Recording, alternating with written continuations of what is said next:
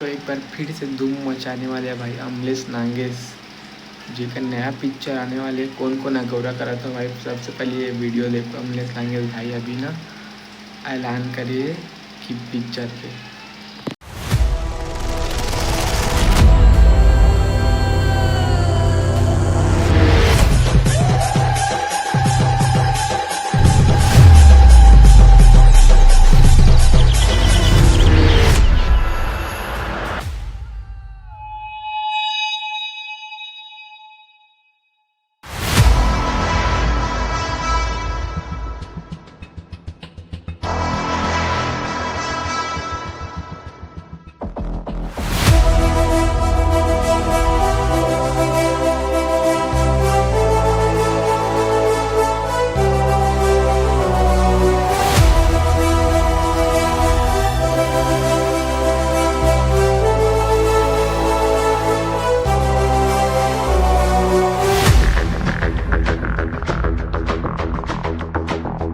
सागर के जैसे हवाओं में गहरा देखे हम अब तक ऊपर के लहरा।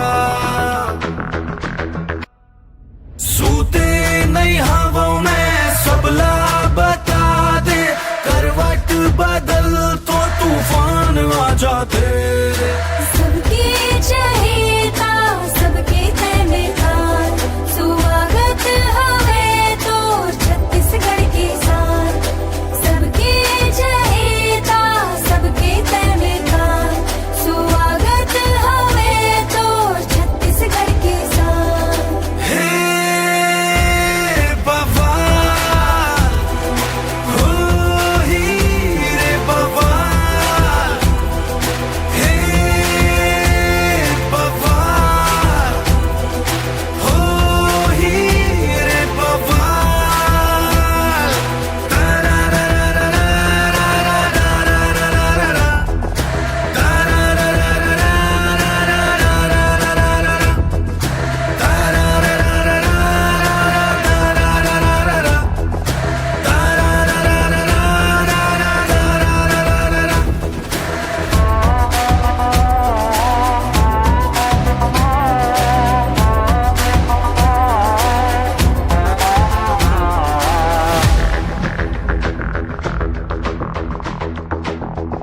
दिखे माँ सिद्धवा बवंडर हो रोल माँ हल्का माँ झनले बे माहिर हूँ मैं खेल माँ।